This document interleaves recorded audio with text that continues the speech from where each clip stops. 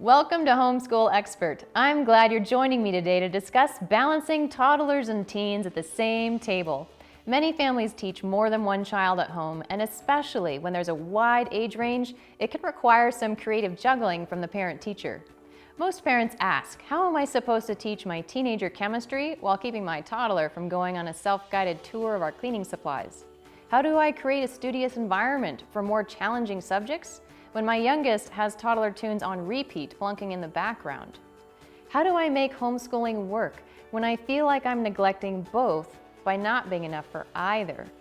These are heartfelt questions that go beyond keeping our children entertained to looking for a way to provide for them individually, intentionally, and creatively, no matter their age.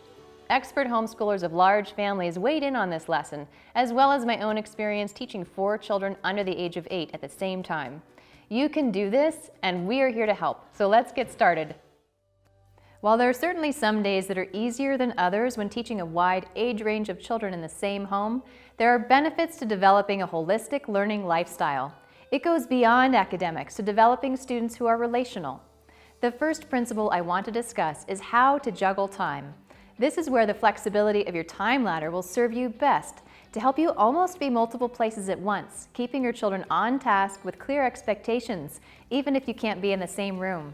Some families have chosen to adapt their time ladder with space for older children's schooling on the right of the column and younger's activities on the left to help pace the day between the two.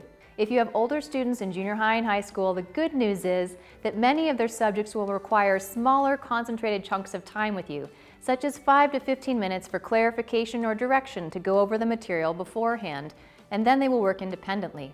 Many experienced homeschool parents suggest that as their students have gotten older, they've developed a very streamlined system of learning in 4 steps. First, the student discusses the assignment before beginning. Second, he completes the assignment independently, asking questions as needed. Third, the student will show the completed assignment to his parent once finished. If it's a composition, such as an essay, his parent can correct it later. However, if it's a subject with an answer key, the student can move on to the 4th step, which is joining his parent at the kitchen table to grade the work himself. Not only does this develop a sense of autonomy in the student when maintaining accountability, it also helps him get quicker feedback on the assignment. If your older students are upper elementary, the good news is that your school day requires less work, and that subjects can often be broken into smaller chunks to make it more manageable. Many families of multiples will get the youngers engaged in an activity and use that time to work one-on-one with a 5th grader on math for 15 minutes, or until the younger one needs attention. At that point, the teacher-parent can turn to the 5th grader and assign that child a chore or two, while the parent transfers over to work with the younger child. Some families have found it helpful to save whatever is the hardest subject each day for nap time, so that once the younger is asleep, there is a guaranteed focused window of time. By balancing between the 2 different schedules of toddlers and teens and everything in between throughout your day, you can create pockets to meaningfully engage with both. The second principle to help make this easier is the surprise busy box. You want to see what's inside, don't you? With a name like that, your younger students will too. Giving activities an exciting name gives it wow power, like our special time incentive I talked about in Lesson 1. The purpose of this box is that it's something special for your younger siblings that only comes out when the older siblings are doing school. Whatever's inside should be desirable, safe, and something a younger child can explore safely alone. I used to rotate the contents of my surprise busy box regularly to keep it engaging for my youngers. A few ideas of what my children enjoyed in the box were Play-Doh, markers, toy cars, bubbles, pipe cleaners, and big beads, or some favorite books with audio guides. Of course, everything was either non-toxic, edible, or washable. In addition to the box, which the younger child could play with solo, I developed a busy box to keep at the school table with special cutting printouts I got online for free, safety scissors, plastic cups for sorting, and fuzzy balls to sort between the cups. One of my daughter's favorite school table activities was putting her in her high chair with some exposed contact paper and a handful of tissue paper confetti. She loved sticking them all together.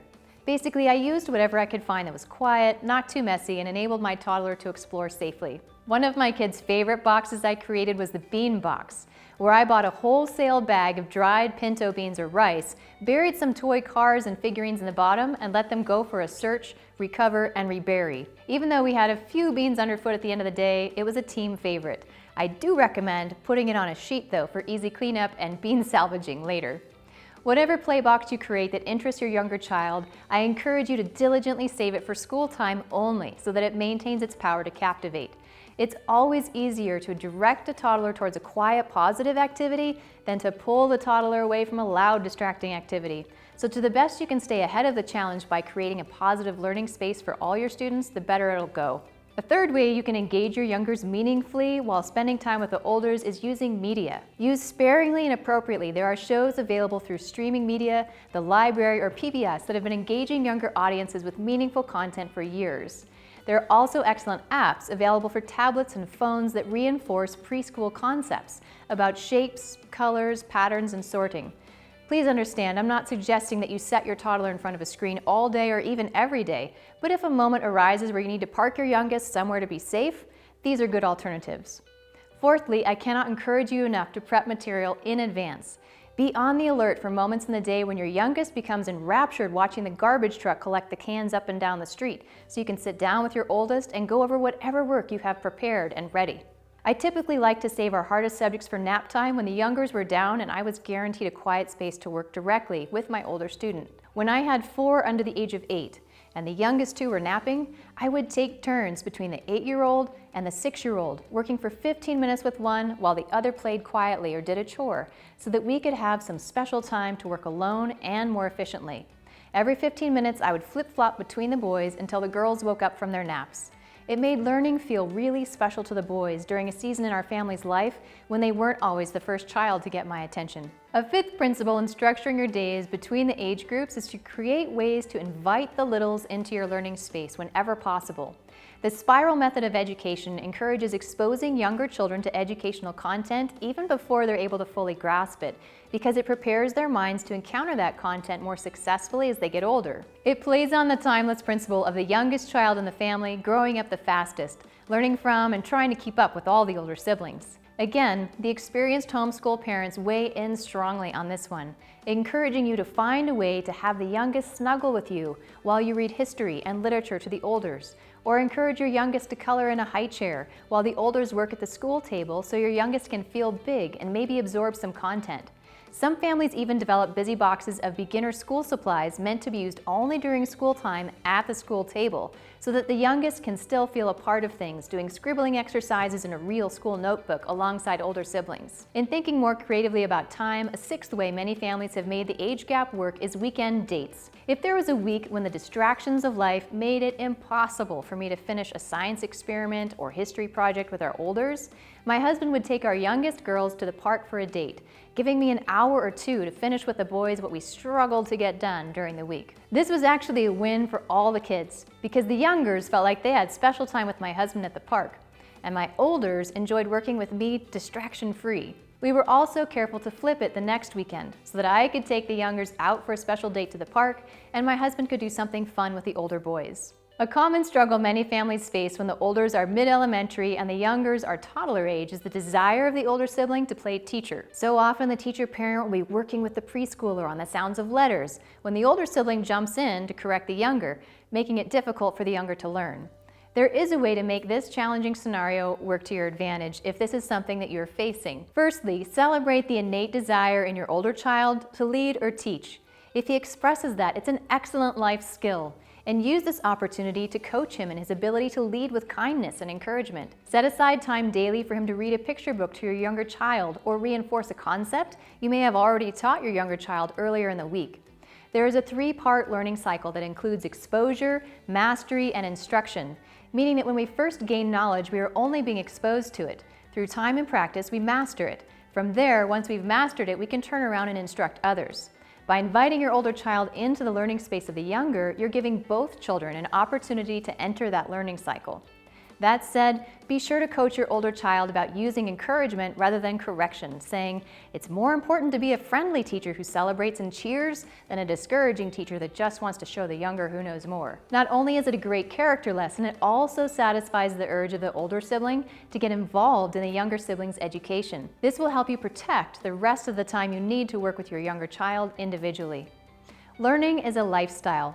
One of the biggest ways to make learning with a wide range of ages work is to keep your lifestyle simple. Don't pile too many outings into your week, and you will find you get much more done at home and that your times are more meaningful. Especially in the years with afternoon nap times, save as many errands as you can for the evening. To the best that you can, I encourage you to enjoy this season where the days are long and the years are short.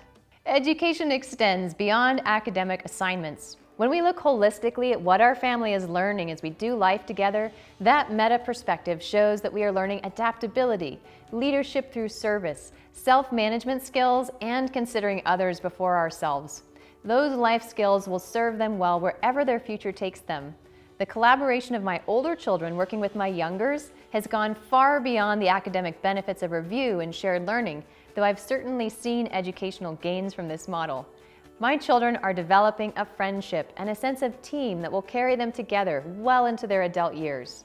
Learning to love, live, and learn alongside each other has days of celebration and sandpaper, and all of it gives us an opportunity to learn together.